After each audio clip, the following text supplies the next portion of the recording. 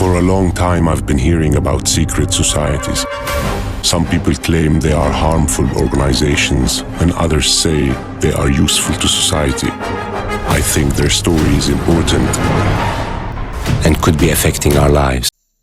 कभी कभी ऐसा नहीं लगता है कि ये जो दुनिया हमें इतनी सिंपल दिखाई देती है ये ऐसी बिल्कुल भी नहीं है। दुनिया में कुछ ऐसे राज हैं जो सिर्फ शैडोज में है। राज तो सिर्फ उनको पता है जो उन सोसाइटीज का हिस्सा है। एक ऐसी दुनिया जहाँ शैडोज के पीछे छुपी है अल्टीमेट पावर और कंट्रोल की कहानी। सब कुछ हिडन है और हर चीज पे मिस्ट्रीज का पर्दा पड़ा है। नाइट टेम्पलर्स की वैनिश्ड वेल्थ से लेकर इल्यूमिनाटी के वर्ल्ड डोमिनेशंस के प्लान्स तक, क्रिम्संस के एशियंट सिंबल से लेकर स्कल वॉन्स के पावरफुल मेंबर्स तक, उनके डार्क रिचुअल से लेकर सीक्रेट ओथ्स तक। This is not just a story, ये एक ऐसी स्टोरी है जो आपको ले जाएगी दुनिया के हिडन कॉर्नर्स तक। Welcome to the mysterious world of secret societies.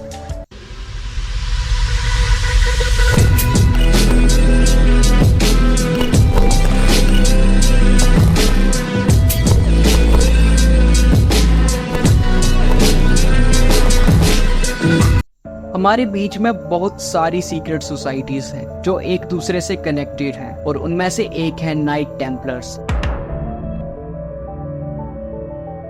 Night Templars की शुरुआत हुई 1119 में, originally as a group of 9 knights जो क्रिश्चियन पिलग्रिम्स को प्रोटेक्ट करते थे while they travel to their holy land. जल्द ही उन्हें चर्च का सपोर्ट मिला और वो एक पावरफुल ग्रुप बन गए। अगली 2 सेंचुरीज में नाइट्स काफी ज्यादा पावरफुल और वेल्थी बन गए। टेम्पलर्स ने ना सिर्फ बैटलफील्ड में बल्कि फाइनेंस और पॉलिटिक्स में भी अपना नाम बनाया। उनका बैंकिंग सिस्टम इतना ज्यादा एडवांस था कि आज के मॉडर्न टाइम में भी उसे यूज किया जाता है। अब बात करते हैं उनके सीक्रेट रिचुअल्स और सिंबल्स की। कहते हैं कि इनकी इनिशिएशन सेरेमनीज बहुत मिस्टीरियस और सीक्रेटिव होते थे। लोगों का मानना था कि इनके पास एशियंट सीक्रेट्स और हिडन नॉलेज है। एक और चीज जो नाइट टेम्पलर्स को लेकर बहुत ज्यादा फैसिनेटिंग है वो है होली ग्रेल। इसको लेकर बहुत सारे लेजेंड्स और मिथ्स हैं कि टेम्पलर्स ने होली ग्रेल को डिस्कवर किया और उसे कहीं हाइड कर दिया। क्रिश्चियन ट्रेडिशन के अकॉर्डिंग ये माना जाता है कि ग्रेल एक वेसल है जिसमें जीसस का खून कैच किया गया था। लेकिन 14th सेंचुरी में King Philip IV of France ने इनके खिलाफ एक्यूजेशन स्टार्ट कर दिए। उन्होंने कहा कि टेम्पलर्स हेरेसी और ब्लास्फेमी में शामिल थे। पोप क्लीमेंट ने उनका सपोर्ट किया और 1307 में टेम्पलर्स को अरेस्ट कर लिया गया। उन्हें टॉर्चर करके फोर्स्ड कन्फेशन करवाए गए। लोगों का मानना है कि नाइट टेम्पलर्स ने अपने सीक्रेट्स और ट्रेजर्स को कहीं हाइड करके रखा है और कुछ लोगों का मानना है कि ये सोसाइटी आज भी एग्जिस्ट करती है एज अ सीक्रेट सोसाइटी। एक कंस्पिरेसी थ्योरी सामने आती है। कुछ हिस्टोरियंस कहते हैं कि नाइट टेम्पलर्स और यहूदीज के बीच में फाइनेंशियल और कल्चरल इंटरेक्शन था। कहते हैं कि इन्होंने अपना नॉलेज यहूदीज के साथ शेयर किया था।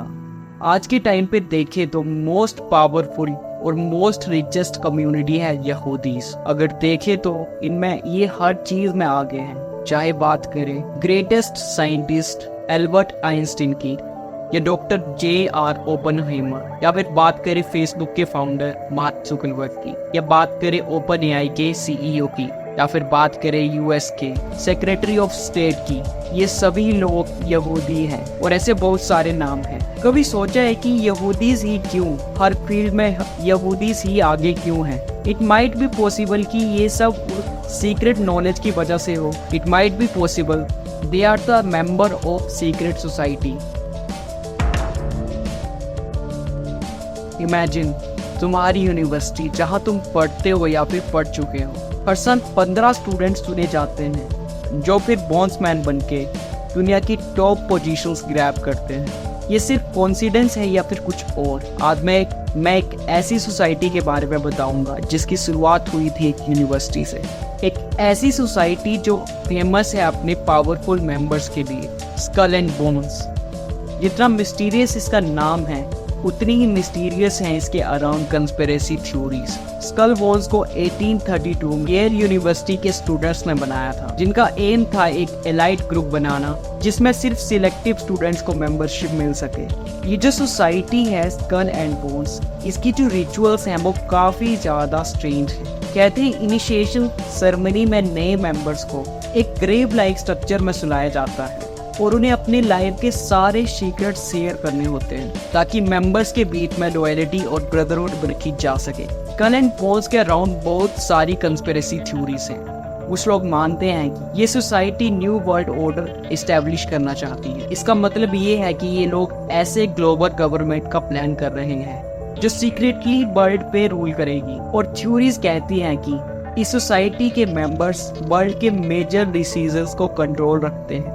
ये बात तो सभी जानते हैं कि बहुत सारे फेमस पॉलिटिशियंस और लीडर्स स्कल एंड बोन्स के मेंबर्स रहे हैं। George H.W. बुश और जॉर्ज W. बुश दोनों ही सोसाइटी के मेंबर्स थे। इनकी मेंबरशिप ने इस बात को और ज्यादा स्ट्रेंथन किया। Skulls and bones American politics में बहुत ज्यादा इन्फ्लुएंस रखती है। क्या ये इन्फ्लुएंस सिर्फ अमेरिकन पॉलिटिक्स तक सीमित है या ग्लोबल पॉलिटिक्स पे भी है?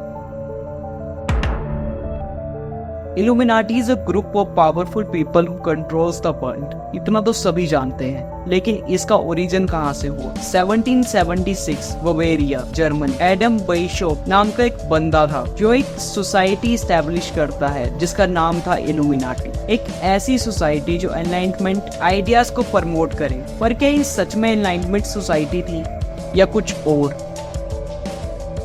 कुछ सिनिस्टर? कुछ लोगों का कहना है कि इनका एम था वर्ल्ड डोमिनेशन। इल्यूमिनाटी के जो मेंबर्स हैं जो सब कंट्रोल करते हैं, सीक्रेटली अपना सारा काम करते हैं, लेकिन टाइम टू टाइम अपनी प्रेजेंस दुनिया के सामने रखते हैं by public figures, artist and musicians. अगर बात करें म्यूजिशियंस की तो इंडिया में और इंटरनेशनल हर जगह इल्यूमिनाटी को प्रमोट किया जा रहा है। आर्टिस्ट लाइव शो में इनके सिंबल्स रिप्रेजेंट करते हैं। कुछ दिन पहले हनी सिंह का एक पॉडकास्ट आउट हुआ था जिसमें वो कहते हैं वो इंग्लैंड में एक म्यूजिक वीडियो का शूट कर रहे थे, तो वहाँ उन्हें एक लेडी जो उनकी नॉन थी वो उनसे कहती है कि उन्हें कहीं चलना है और वो उन्हें डिनर पर लेके गई। वहाँ पे वो सेम डिश थी जो हनी सिंह को पसंद थी। उसके बाद वो उन्हें कहीं लेकर गई। वहाँ पे एक सीक्रेट डोर था, वहाँ एक सैटेनिक चर्च था, एकदम खाली था। वो कहते हैं कि उस टाइम पे उन्होंने गुरुद्वारा जाना छोड़ दिया था और शैतान की तरफ अट्रैक्ट हो रहे थे। उन्होंने कहा कि मैं डरा नहीं और उन चेयर्स के ऊपर बैठ गया। और वो बताते हैं कि एनर्जी काफी ज्यादा स्ट्रॉन्ग थी। उस लेडी ने कहा what do you want to do in your life? Honey Singh whatever I want to do I do. उसने कहा कम टू अस।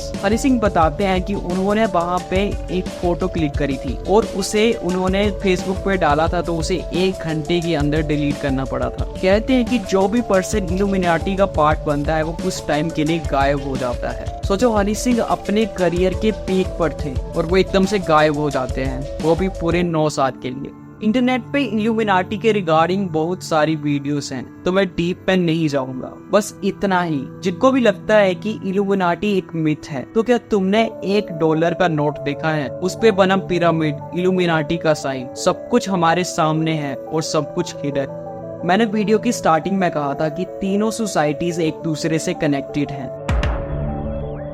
तीनों सोसाइटी का ओरिजिन अलग अलग हुआ था, लेकिन इनका गोल कुछ सेम ही है, पावर और इन्फ्लुएंस को बढ़ावा देना। सीक्रेट मीटिंग्स, तीनों सोसाइटीज की मीटिंग्स और रिचुअल्स काफी ज्यादा सीक्रेट्स रखी जाती हैं और ये सोसाइटीज को चूजर लोगों को ही अपनी सोसाइटी में शामिल करती हैं। इल्यूमिनाटी के मेंबर्स को पॉलिटिकल और सोशल रिफॉर्म्स के लिए जाना जाता है। टेम्पलर्स को पावरफुल मिलिट्री ऑर्डर माना जाता है। स्कल एंड बोन्स के मेंबर्स ने अमेरिकन पॉलिटिक्स और बिजनेस वर्ल्ड में बहुत ज्यादा इन्फ्लुएंस बना के रखा है।